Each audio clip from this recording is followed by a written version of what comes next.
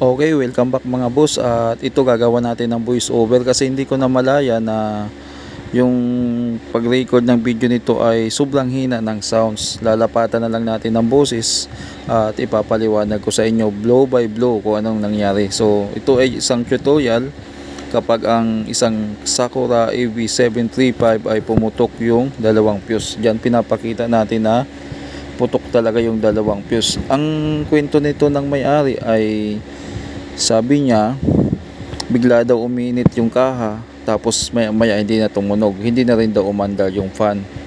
Kasi itong 735 ay kapag walang sounds, hindi talaga aandar yung fan. So ngayon, pinapakita ko dito sa video na yung dalawang fuse niya ay putok talaga. Pero mga boss, mayroon niyang power. Actually, nagsiswitch pa yung relay niyan. Ayan, papakita natin na nagpa-power yan. So ayan, may power siya.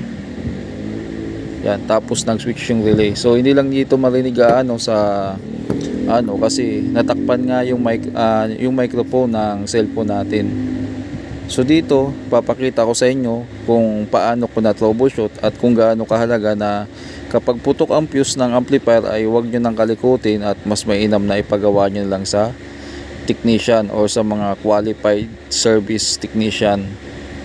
Kasi posibleng lumala ang sira kapag pinilit nyo pa. Alam nyo mga boss, sa mga customer na viewers natin, nagtitipid yung iba kasi iniisip nila na baka fuse lang ang sira. Mayroon pong dahilan kung bakit pumutok ang fuse. At kapag pumutok ang fuse, hindi lang fuse ang sira mga boss. Ang fuse kasi ay reactionary na lang. So puputok siya kung may shorted sa unahan. Dito ipapakita natin. Kasi may mga customer minsan na ayaw maniwala na kapag putok ang fuse dapat daw wala ng ibang piyesang sira. Dito mapapakita ko sa inyo na kung anong dahilan kung bakit pumutok ang fuse ng isang amplifier. So dito ito troubleshoot ko muna kung aling channel yung merong problema sa pamamagitan ng pag-check ng speaker output papunta doon sa supply. So gagamit ako dyan ng analog tester at i-demo ko sa inyo kung paano mabilis ko na laman kung saang channel yung may problema. Ayan, kukuha lang ako ng tester, yung analog ko. Supposedly wala tong voice over kasi nagsasalita din ako dyan habang ginagawa ko yan. So niready ko na yung analog, naka-range po yung analog sa times 1 ng tester. Tapos yung positive negative ng tester i-inject ko dyan sa isang terminal para sa output. Yan, dalawa yan yung tinuturo ko, yung left and right output. Isa muna, tapos papunta sa positive side ng capacitor, tapos babalik ta rin ko yan. Pumalo, halos shorted na. Yung kabila hindi. Yan. So ibig sabihin yung unang pinpoint natin yan yung shorted. Yan ang shorted na side. So doon tayo magpo-focus. Yung isa hindi siya shorted, kumbaga may resistance lang siya, pero itong isa talaga shorted. So susundan natin yung linya na yan. So ibig sabihin yun, doon kung saan papunta yung test probe natin na kulay pula, doon yung may problema. Bali kada channel 4 na transistor, kakalasin natin yan, ipo-pull out natin yan para sigurado. So nag-test pa tayo dyan na nasa board yung para ma-sure. At naditik ko nga na may shorted talaga dyan. So kailangan talagang baklasin. Ayan. So dyan, ang tinitest ko naman dyan ay yung mga emitter resistor at saka yung base resistor. Kinicheck ko kung mayroon pang continuity. So dapat naman yan sa base resistor at saka sa emitter resistor ay papalo, kasi resistor yan. At yung resistance niya ay nasa 0.25. Tapos yung base resistor naman ay nasa 10 ohms lang. So dito pinapaliwanag ko yung pagtitest ng circuit. So may experience kasi ako dyan na nasa body walang nailagay na mylar or mica insulator. So gagawin natin dyan ay kakalasin na muna natin yung 4 na transistor. So para makalas yan, kailangan nating i-desolder o tanggalin yung hinang, pati pan tatanggalin din natin para makalas natin ng maayos. Luckily nasa side ng ano. So ayan, na pull out na natin yung mga transistor.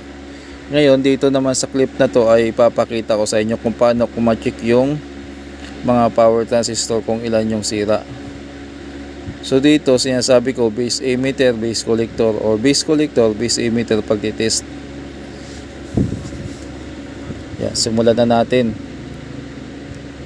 Yan, magsisimula muna ako dito sa dulo at pinapaliwanag ko dyan na nasa times 1 pa rin yung range ng tester natin. Natabunan lang ng glue yan, kaya ano, ganyan. Hindi ko na malayan yung glue lang leak, hindi na isara ng maayos.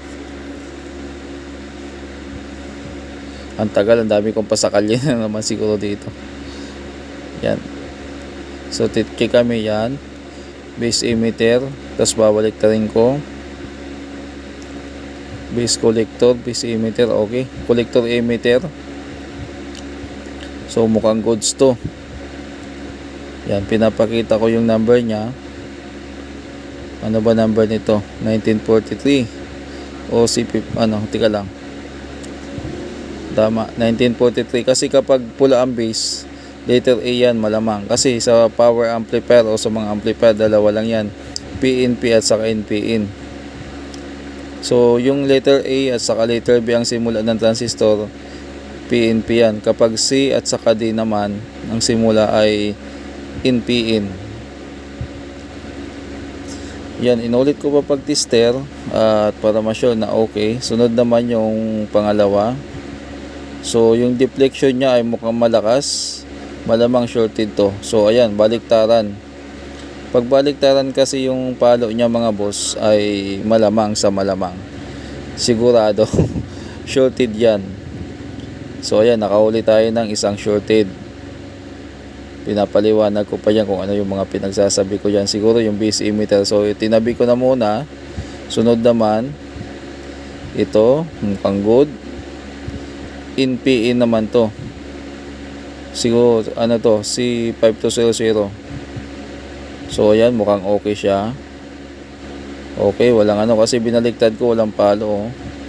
So good, one way lang yung palo niya o deflection niya. Check natin mga boss itong last.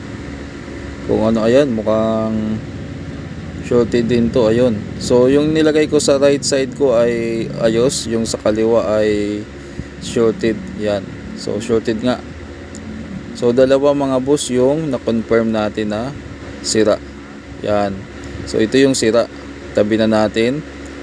Ngayon, i-check naman natin dyan yung mga emitter resistor, yung kulay puti. So kailangan almost shorted yung reading yan kasi 0.25 ohms lang yan. So pag walang palo yan, open yan. Yun ang sira niya. Check din natin yung mga base resistor. Yan.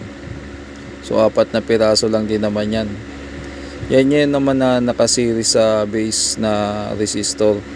Ang value niyan mga boss ay 10 ohms. Sa mga hindi pa nakakaalam, 10 ohms na 1/2 or 1 watt. Sa emitter resistor naman yung mga kulay puti ay 0.25 ohms na 5 watts. So goods na mga boss. Chinik ko na lang dyan yung isang huli na hindi na dukot ng tester. Ngayon, anong susunod natin na gagawin? Kasi goods na yung base resistor, emitter resistor, dalawa ang sira. Bago tayo magkabit ng bagong power transistor at saka fuse, kailangan ang gagawin natin dyan ay magbabias check up muna tayo. Yan. Kakabit muna tayo ng panibagong fuse dyan. Yan. Pinapakita ko na i-check muna yung biasing bago maglagay ng power transistor. Kasi kung may problema, sayang naman, baka masibak pa yung power transistor. So for safety purposes, yun muna ang gagawin natin bago lagyan ng power transistor. So ayan, nakakuha na tayo ng bagong fuse. Natanggalan natin yung sira. Gamit tayo ng test valve, power, nawala yung ilaw. Ngayon, yung mga pinagkalasan natin ay i-check na natin yung biasing niya o yung base emitter voltage bias na tinatawag, or BBE. So ano pang inaantay natin? Simulan na natin. Tusok-tusok na. Up, check, 0.3. Yan, good yan, 0.3, safe na safe yan. Ayan, 0.3 din. 0.3 din. Okay, 0.3. Yan. Pasok na pasok mga boss. Ibig sabihin, pwede na. Pwede na maglagay ng power transistor dyan. Check din natin yung DC out. Okay, walang DC out, kabilaan. So, kailangan dyan at least 20 millivolts. Pag medyo 100 millivolts pataas yung reading, may problema pa yan. Sabi differential mga boss, kailangan ayusin. Pero dito naman sa ginagawa natin, mukhang ayos na ayos. Wala zero. Palibasa, bago pa din ang mga piyesa nito. Nadisgrasya lang to ng may-ari sa tansya ko. Nagka-problema lang sa speaker. So, ikakabit na yung dalawang dati pang transistor at maglalagay tayo ng dalawang bago. Ang shorted pala dyan mga boss ay isang A1943 C5200. So same goes lang din sa natira kasi pares lang naman yan dalawang A1943, dalawang 5200. So isang pares. Bali ayan, ay naikabit natin ay nasa loob, yung mga luma nasa labas. O anong gagawin? Ayan. So pinapakita ko dyan na buti na lang pala naka-stack ako ng maraming transistor. Kaya hindi ito maantala. Kumbaga tuloy-tuloy yung repair. At saka mga boss, yung amplifier na to ay bagong-bago pa. So ayan, okay na. Tinitesting ko na ata yan mga boss. Ayan, umilaw na. Tapos volume. Nagkabit na ba ako dito ng jack? Or magkakabit pa lang ako ng jack dito? Ayun, magkakabit pa lang ako ng speaker at saka yung RCA. Yan. Pindot-pindot, lipat-lipat. Ayun, yung P3, USB. Kaya lang, hindi ko pa kabisado pindot yan. Ang tagal ko bago nakuha yung panong dyan Kailangan pala long press tapos isbitaw sa kalilipat. Hindi ko nakuha, napagkamalan ko pa dyan mga boss na sira yung switch. Kinalas ko pa yung harapan. Doble trabaho. Yung pala, kailangan idiin mo lang saglit tapos bibitawan mo, lilipat na. Antayin mong lumipat kasi medyo may delay yung proseso niya. Hindi yung pagpindot mo, lipat agad. So mga ilang milliseconds pa yung gap. So hindi ko napansin, hinataw-hataw kong pagpindot. So nagkakabit tayo dyan ng audio jack. Yan, yung jack natin lumang-luma na. So sa DVD natin kinabit. Yan, pindot. Dito mga boss, napansin ko tumunog na siya. Kaya lang yung volume naka-off na. Bakit may lumalabas pa na tunog? Kaya napag-desisyonan ko dyan na magpalit ng volume. Ayan. So kabilaan mga boss, tumutunog naman na to. Ang problema naman niya ay walang sounds. Ayan. Tapos dumating si Kuya Ray. Shout out kay Kuya Ray. Hindi na nakuha yung hindi na na-record yung conversation natin sa kasi yung cellphone ko ay hindi gumana yung microphone. So ayan, kaway-kaway. Habang ini-edit ko to, kanina lang din nakuha yung amplifier na yan. So problema naman ng amplifier niya yan mga boss ay mga pihitan lang volume, kaya hindi ko na ginawa ng video yan, pero naisabay yan sa daily vlog natin. Yan, for the meantime tapusin na natin tong amplifier kasi magpapalit lang naman to ng volume tapos okay na, wala nang gagawin na iba dyan. Yung pindutan naman na napagkamalan ko dyan na may problema, wala pala, may delay lang talaga, kumbaga mabagal yung proseso nya. So ayan mga boss, hindi ko naman sa inyo may papakita kung tumunog na or hindi pa. Siguro hayaan na lang natin tong huling video kung aabot pa. So paalam na lang tayo at shout out pala sa mga viewers natin na hindi ko na i-shout out. Medyo busy lang tayo kaya hindi tayo nakakapagawa ng shout out. Hindi na katulad ng dati na medyo pa tayong meron pa tayong free time or malaki-laki pa yung free time natin. Ngayon halos wala na, nauubos na yung oras sa repair.